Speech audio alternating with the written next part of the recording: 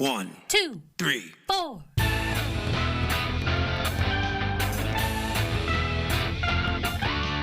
Monster movie. Fun time, go! Monster movie. Fun time, go. Monster. Movie. Fun time. Go! Monster movie. Fun time, go. With Precious D and Honeybee. Fun time, go! This episode is brought to you by Dove. You use all the right skincare products for your face, but your body has been missing out.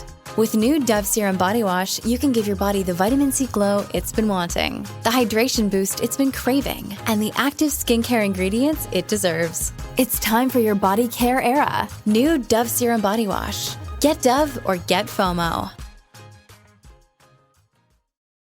Ladies and gentlemen, boys and girls, friends and neighbors, welcome to Monster Movie Fun Time Go. 31 Days of Horror. Oops, All Werewolves edition. Yes, this year, if you haven't been paying attention, we have a theme. It's all werewolves all the time. And I have a guest with me today. It is Robert Stewart from the Stew World Order podcast. We were on his show a while back, although it hasn't aired yet, but maybe by the time this comes out, it will have. It will not have, I promise. Stu's joining us. So welcome to our shows. Yeah, how are you? Thank you so much for having me on. I'm excited to be here. I loved having you and Honeybee on, so it's great to be on to talk to you about a movie that I've long been looking for a reason to watch, but I've never just actually sat down and watched it. Well, before we get into that, I just want to let you know that I went on a different podcast to talk about Josie and the Pussycats. Oh, so you didn't need me after all. I was not allowed to talk about it on yours. Tell the folks the format of your podcast so they'll understand what I'm bitching about. So the Stew World Order podcast, we talk random comic book movies with our guests. So we have a guest come on. I have a pretty comprehensive list of movies that are based on comic books, graphic novels, manga, stuff like that. And I have my guests, whenever they agree to be on the show, give me 3 numbers. I correlate the numbers they gave me to where they are on the list, and I tell the person, my guest, I say, like, okay, here's the 3 movies you quote-unquote pulled, and then they choose the one of those 3 that we get to talk about. So in addition to your odds of pulling Josie and the Pussycats already being low, somebody else had actually already done it. So that episode's out. I assume you listened to it because I know you're a big fan. I don't know if you had a chance. Did we do right by it? No, because you didn't rate it high enough. We were both big fans. It is five out of 5. I mean, yeah, you did say it was a good movie and all that stuff, but it is 5 out of 5 for me. So, no, I was on something called Your Next Favorite Movie. So I know that. Yeah, that's with Josh, right? Yeah, only he wasn't there. The other 2 guys were.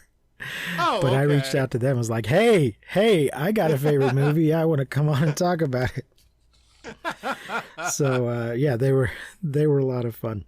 But today we are talking about Dog Soldiers from 2002, written and directed by Neil Marshall. It is 104 minutes. It's in color. The budget was £2.3 million, and the box office was £5 million. The cast is Sean Pertwee as Sergeant Harry G. Wells, Kevin McKidd as Private Cooper, Emma Cleesby as Megan, Liam Cunningham as Captain Richard Ryan, Darren Morfitt as Private Phil Spoon Witherspoon. Oh, that's why he's Spoon. I didn't catch that at all. Chris Robson as Private Joe Kirkley, Leslie Simpson as Private Terry Milburn, Tom Lockyer as Corporal Bruce Campbell, Craig Conway as male camper, and Tina Landini as female camper. So, Stu, I gathered from what you said a moment ago that this was your first time watching this movie. Yeah, I'd never actually seen it before. I'd only ever heard of it like within the last couple years, for as, quote unquote old as it is. I guess it's 21 years old at this point. That seems old, but boy, yeah. 2002 doesn't seem that long ago. But yeah, no, this is my first time watching it. Like I said, I just heard of it a couple of years ago. So I'd heard it was a really good werewolf movie, of which you're finding out this month there are, vast quality differences between werewolf movies from, one to another. So I was curious if this was more American Werewolf in London, or more like, I don't know, something less good. Let's put it that way. I won't besmirch anything not knowing yet what you're a fan of. Well, we've been pretty lucky so far, but we watched a real stinker earlier this week. But you'll just have to listen to that. That was the first one that we were just like, this is terrible. But it was one I didn't know anything about beforehand. This one I saw back then, not in the theater, but I probably got it from Netflix when they still sent DVDs in the mail. Oh, yes. When it was new. That is coming to an end in just a week or two. My mother's very sad. Yeah, I actually have I have a friend who still gets the physical DVDs, so I imagine he's not thrilled about it either. And she's trying to decide what her last thing's going to be, because they were basically like, just keep your last disc. If you want to send it back, we'll be taking mail through October, but don't worry about it. Just hold on to those that last batch of discs and enjoy them. I've already decided to keep Dead Alive because it's not in print. Oh, good call. She's going to keep too. Yeah. So, I've identified 3 broad categories that most werewolf movies seem to fall into. And this one doesn't really, it's got some elements, but it's kind of its own thing. If you've been listening all this time, folks, you've already heard this, so you can just ignore this next bit. Type 1 is some schmuck gets bit by a werewolf and then has to deal with that.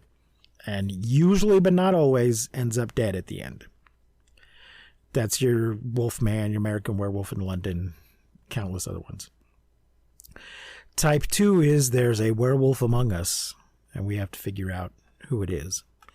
And type 3 is the secret lives of werewolves, where there's a whole werewolf society, and during the film we get introduced to it and learn all its stupid rules and customs and all that nonsense.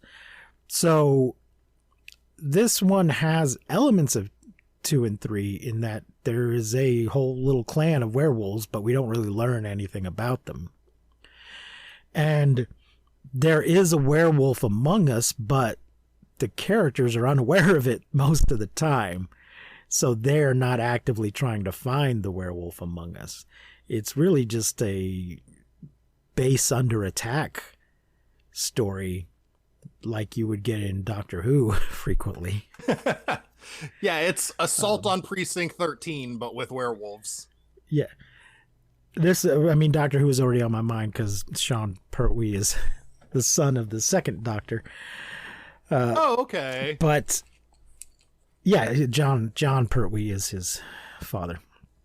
Anyway, though, it is kind of its own thing. It just has elements of those, but it really is its own category as far as werewolf movies go. As far as horror movies go, there's plenty of other ones that are similar, where there's just a monster. The heroes are holed up somewhere and the monsters are attacking. But I think it's really well done. What did you think? I think overall, yeah, it's a really interesting story. It's not what you're expecting from a werewolf type movie, because like you said, there's usually either a whole clan of werewolves that are central to the storyline, like an underworld movie or something, or there's one werewolf out there hunting people. But this is a cadre of military trainees, I guess, for lack of a better term, that are basically fighting off a siege of a family of werewolves. So it is a little bit different. It's a really new idea for the genre, and overall, yeah, I like the way it's shot. It's shot very guerrilla style, and the visual quality has like a graininess to it, which kind of gives it a low budget slash trying to think like a grounded look to it, where it feels more, like I said, I guess guerrilla is the best way of putting it. It feels kind of like you're really into it. It feels like you're really there. And the shaky cam and everything, it really gives you this like you feel like you're in the movie perspective. Yeah, yeah. And I'm not at all complaining that it doesn't fall into those categories. It's maybe a little bit of a problem that most werewolf movies tend to fall into these three categories. So I appreciate that this was something a little bit different, especially watching so many of them at once. After a while, you're just like, okay, I know what this is. I know what the beats are here, and I know exactly what's going to happen. And I do think the betrayal, I did see it before, but I had kind of forgotten that there was a betrayal partway through or near the end. And I didn't quite get what her whole thing was. Yeah, she's an interesting character. Yeah. So I won't break down the whole plot like we do on our regular episodes. We tend to make these a little shorter. But yeah, these guys are out. They're supposed to be doing some training maneuvers, Team A versus Team B kind of thing, where they're up against a special forces team. And they run into these werewolves, which have already wiped out most of the other team.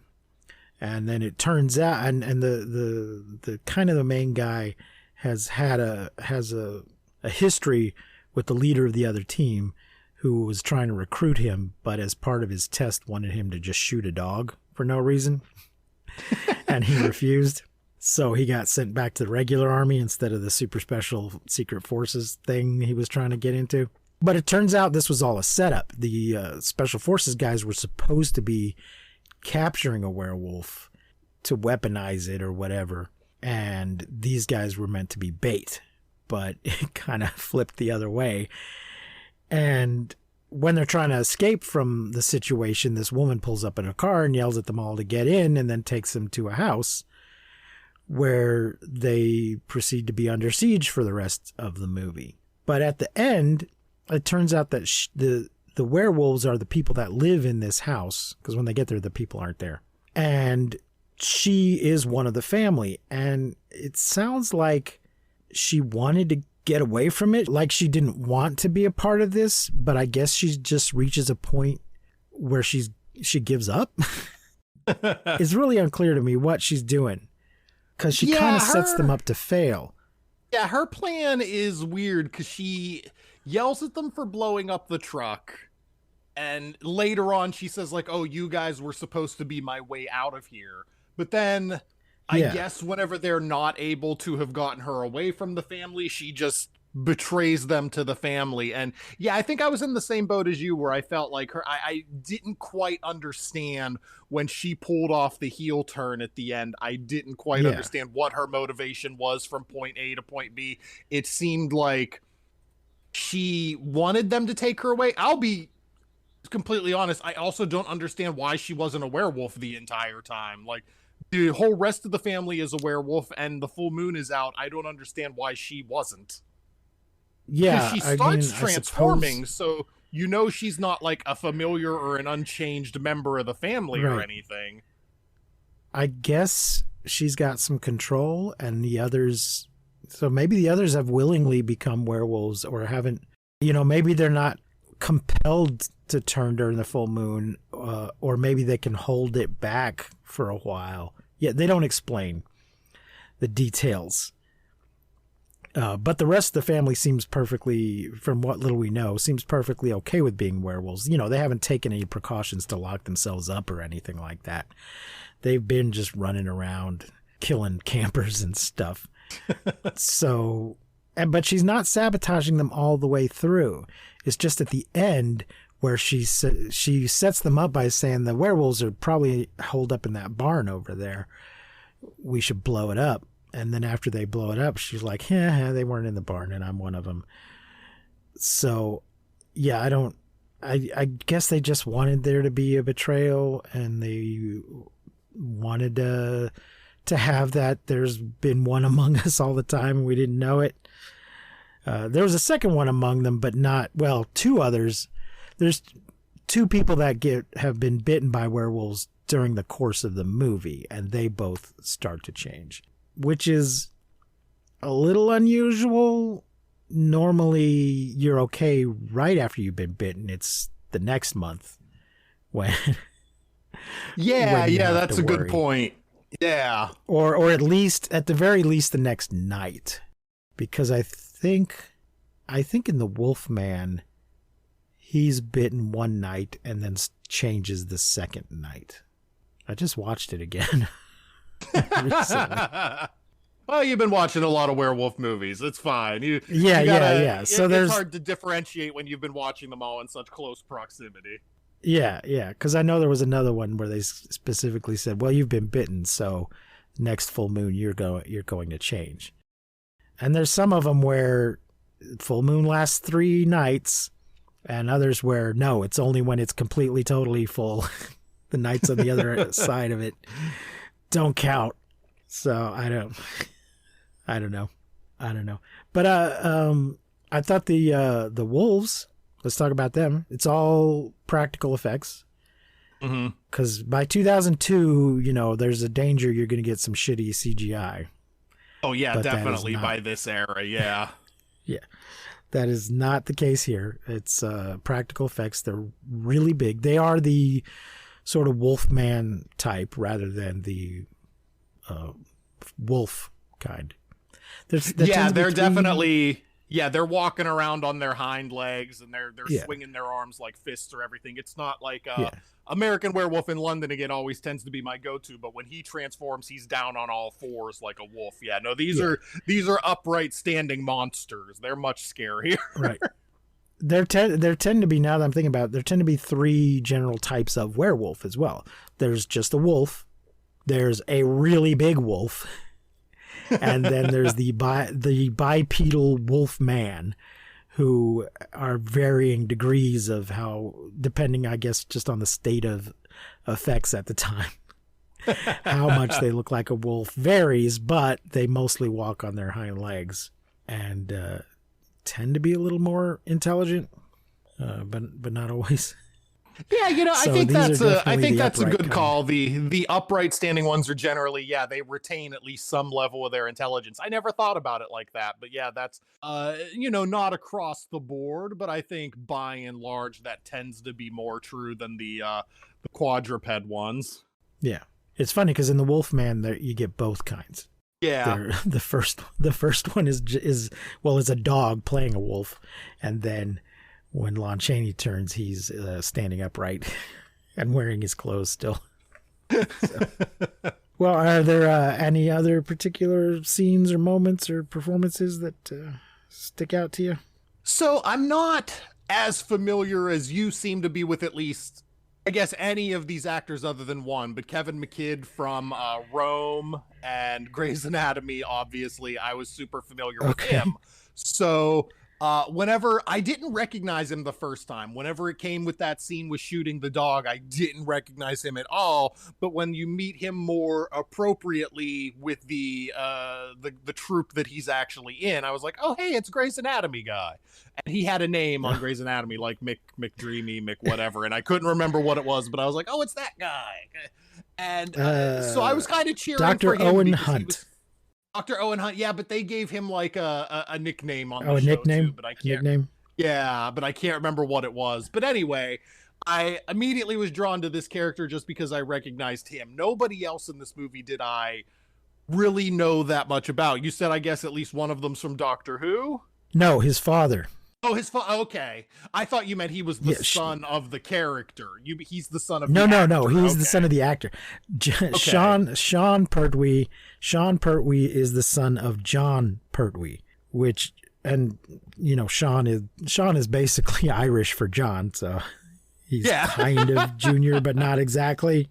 Yeah. There's been John Pertwee was the second Doctor Who, and there's been I'm sorry, the third. He's the third Doctor Who. Don't send angry emails.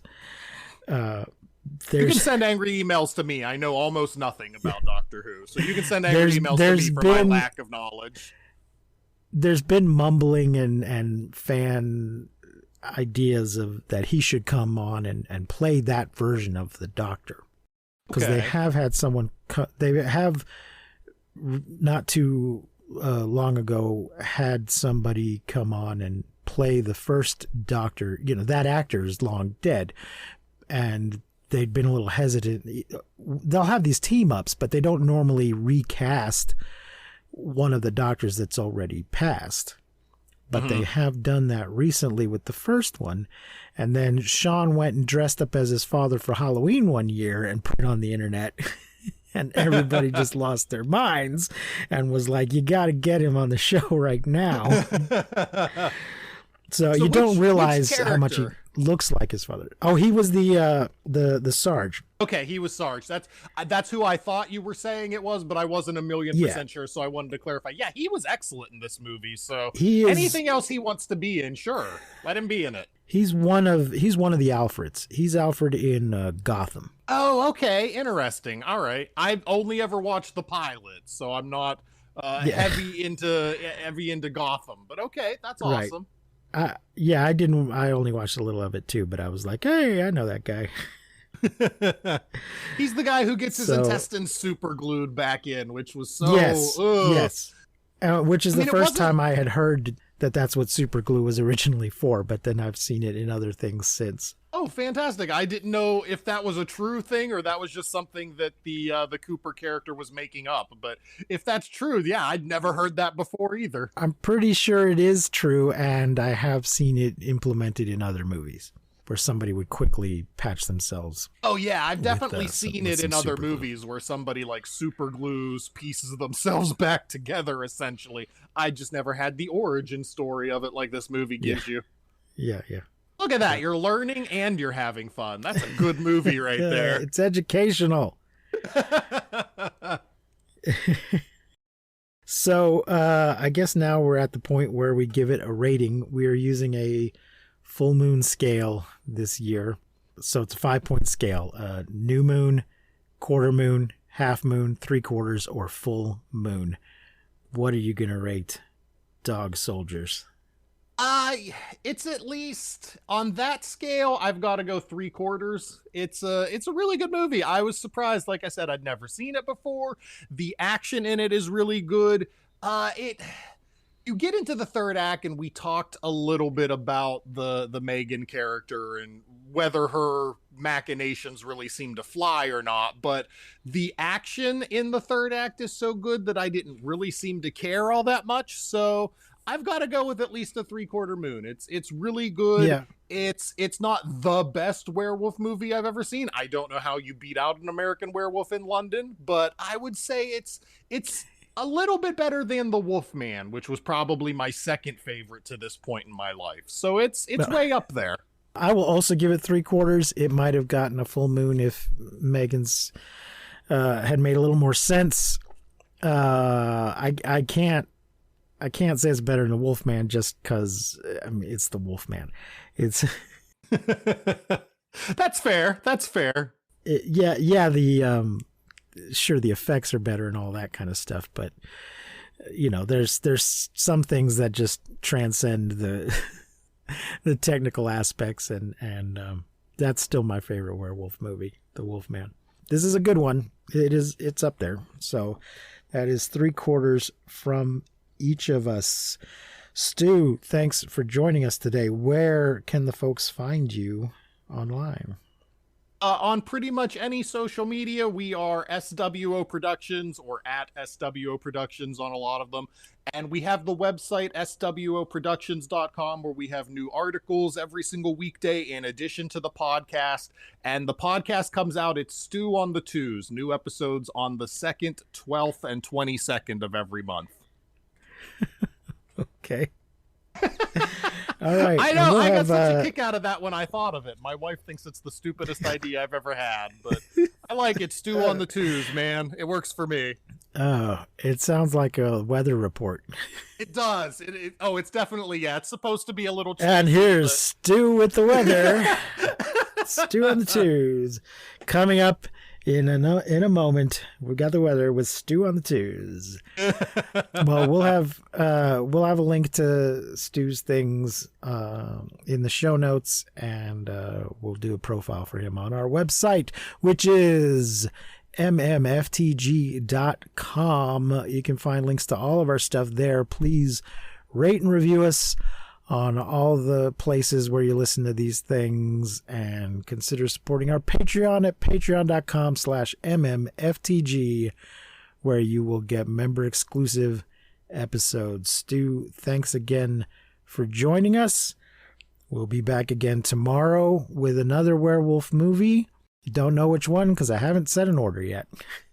Well, thank you so much for having me. Here and there. Thank you for giving me a reason to watch this movie and come on.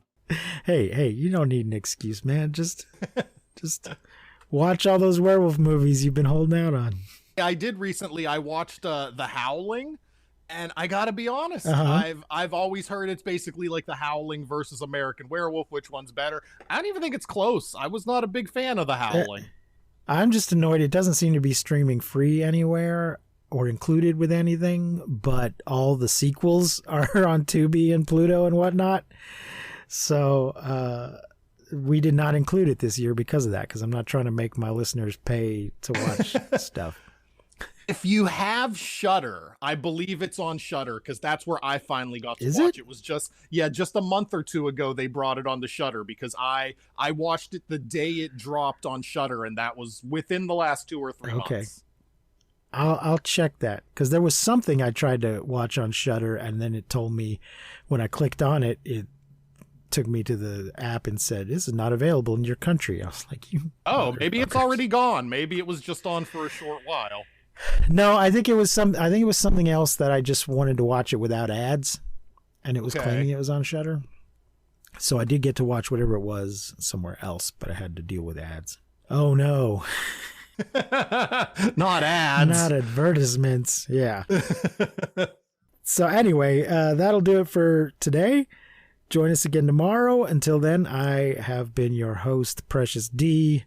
Remember to keep calm and take shelter in basements. Whatever you do, do not misuse science. We will not see you, but you will hear us next time on Monster Movie Fun Time Go. You've been listening to Monster Movie Fun Time Go. If you enjoyed the show, please rate and review us on your podcasting platform of choice. Our theme song is by the Texicano Folk Rock Punk featuring Lita Lopez. You can support the show, find links to our social media, and even leave us a voice message at anchor.fm/mmftg.